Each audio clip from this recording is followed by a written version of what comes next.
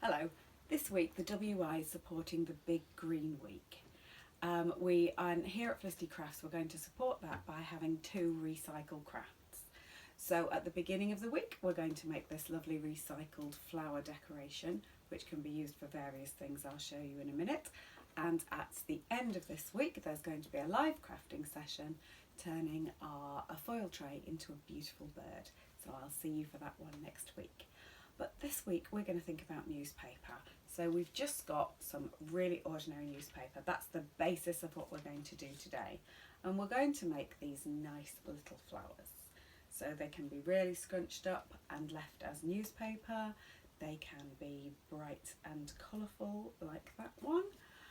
We can put them onto cards like this one here, and obviously you could decorate around the side, personalise, that kind of thing. And also we're thinking about wrapping. If you remember when we did the paper roses a few weeks ago, a few months ago possibly even now, we used them on wrapping paper. So again, thinking about the green thing with wrapping paper, we've made recycled, reusable bags. I've shown you my fabric bags. And the other thing is to use just brown paper, no sellotape. So tie it with a ribbon that can be reused like that, and then just decorate it to make it look a bit better. And this is one of the ways that you can decorate it. Obviously you could go crazy with these, sticking them all over the place. I'm not claiming we're going to have no environmental impact, but I'm claiming that we are going to try and minimise that a little bit by using something simple like newspaper, by trying to use as little glue as possible, with that being a plastic based product. As little as possible, and maybe using some of the things that we already have in our stash rather than buying new things. So if we're just going to make it as a plain one like that, all we need is newspaper, a recycled button from something else, and some thread, and scissors obviously to cut with. We're going to need 3 different sizes of circle. So I've been around my house and found myself my trusty old coaster, and that's my biggest one. Then you want one that's going to be slightly smaller, so I'm recycling a jelly pot, and that's going to be about 1 centimetre smaller, the circumference, as we're going in. So I've got big, medium, and then I looked in the cupboard for my sloe gin, which I make of my own, so we're still in the same idea, glass, and used a little circle there. Your glue stick lid would also make a smaller one, just you need your button to be in the middle of it.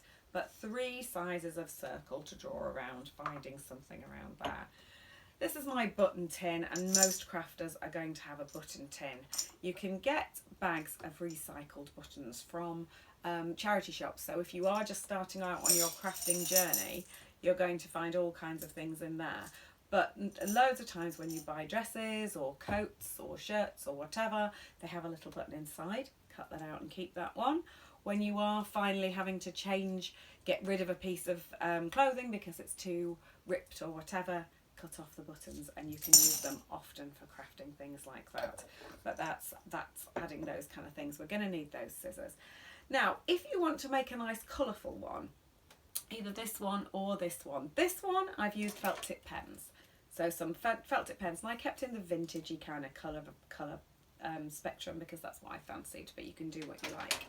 This one, I've used my watercolours, and this is the trusty old watercolours I got just after I got married 25 years ago, and they are still being used. So we're obviously going to need a brush and water if we're using those ones as well. So the first thing you need to do is cut out 2 big circles, 2 medium circles, and 2 small circles, and then decide which one you're going to do. So if we're making just this lovely one like this, fine, we're sorted. If we're going to do the felt tip pen version, you're going to get one of your circles, and what you need to be thinking of is the fact that it's only around the very edge where you need to put your colour. So don't go colouring all over the place, just pick up one of them. And I've got another piece of paper. I know we've got the autumn girls here today, although I've still got a summer dress on. But what I've done, I'm just going to have to hold it up for you, is I've coloured around like that. Oh, I might just do that in a slightly darker colour for you so you can see. So you can keep, what I did on it was I did 2 blue ones, 2 purple ones, 2 pink ones, 2 red ones, but you could also change it around like that. So I've held it on a piece of paper and I've coloured off the end, and then when I move that away, we haven't coloured down on our table and we've just got the edge coloured in. That's all. You don't need to colour all over it. Just doing the little edge like that, and do that on all of them. So I've done this one in quite a sort of vintage kind of pastel-y sort of look, but whatever floats your boat, whatever you want to do, bright colours, whatever.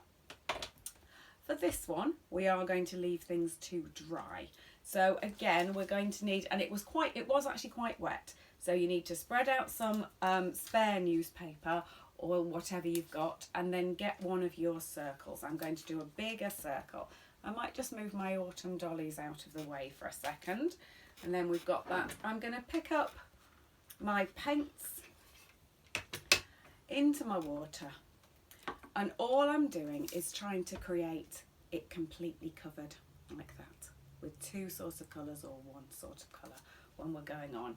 So I'm going to go into there, pick up one of them. So I'm going to pick up blue, give it loads and loads of water, and then just cover it completely, making it really quite wet.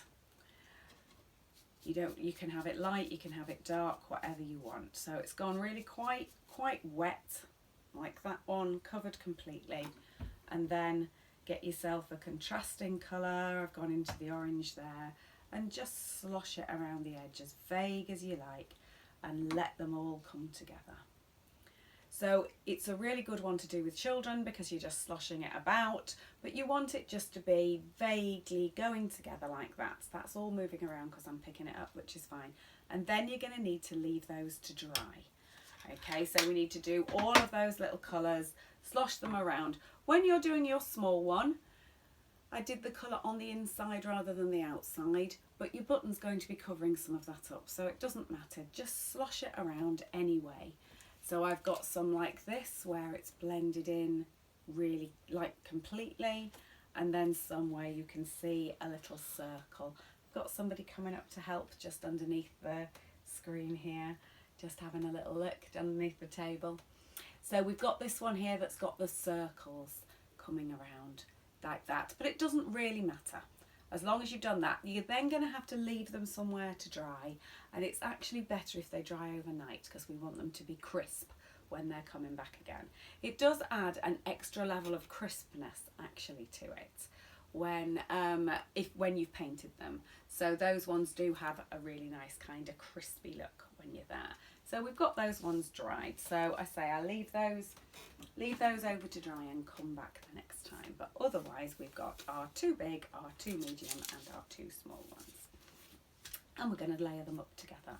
So I'm going to put them together and get my scissors, and this is the same whether they're the painted ones or the felt tip pen ones, or, oh, I've got hair all over my face at the moment. That's it, got it out of the way. I wonder where that hair comes from, Peggy. Peggy's going to have to find a way of coming and sitting on here carefully, aren't you, darling? Because it's just getting in the way doing that. So say hello and then we'll do some cutting. Right, you're going to get your circle and you're going to give a wiggly edge to it. So I'm only just cutting the very edge off and just wiggling it around. And you don't have to be precise about this at all. I did use the die cutting machine to try and create these, and it doesn't look as good. Okay, don't bother with that. Just make a vague, circly, edgy, crinkly thing like this. You could use your fancy scissors. You could, darling, if we were not sitting there, you're going to say goodbye. If we were not sitting there, that might just help for a little moment. You've got these bits, and we are going to just have a tiny bit of wastage, but we're going to cut those out like that. It would be the same thing if you were doing it on your painted ones as well. If you don't find it easy to hold the 2 together, then it doesn't really matter if they're not exactly the same. It's absolutely fine. You can do it either kind of way. So when you've got them all cut out, where you've got your circles like that, we're going to start to assemble them. So if we just pause there, director, while I cut the other ones in exactly the same way. I'll see you in a minute. So now I've got 2, 2, 2, and we're going to layer them up. just adjust them a little bit so that they're not exactly on top, and you can see the most of all of them, wriggle them around a little bit so you can see them, and then choose your button. So I've chosen a nice dark coloured button there. On these original ones I've used a thicker thread because I'm actually just getting interested in using thicker threads in general at the moment and just having a little practice. So that's like a thin crochet cotton type one. But today I've just got some ordinary thread, I've double threaded it around, and I'm just going to come up through the middle. So I've put a knot on the end, I'm coming up through the middle, and I'm just putting my button on. Those buttons are the 4-hole ones, so I put a little X in the middle, but this is only a 2-hole one. It depends what you've got. Oh, did you see that? I've pulled that one all the way through. That's clear that my knot wasn't big enough, so I'd really need to be putting a bigger one on. But I just want to do this for you. Go all the way back down and through.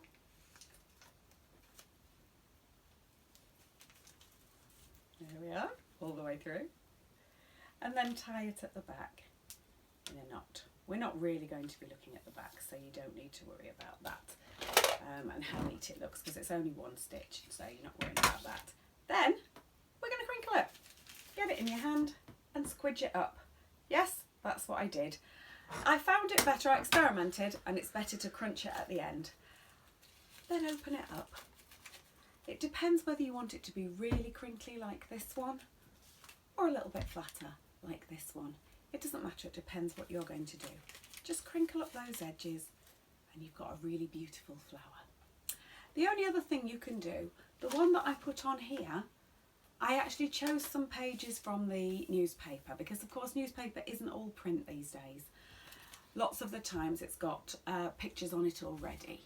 So we had some nice green pictures like that, we had some nice blue pictures, we had this nice flowery one in the middle.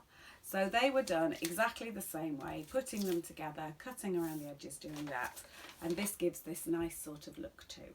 Obviously you could get your copy of WI Life out and look at some pictures and do it exactly the same way.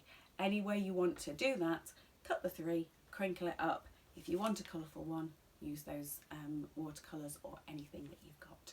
And that will be a nice way of having it without harming the environment very much at all. You do need a tiny bit of glue to stick it on if you're going to do it on that packaging, but it's only a tiny bit. So hopefully I might see you live next week. Enjoy the big green week, whatever you're up to, and I'll see you soon.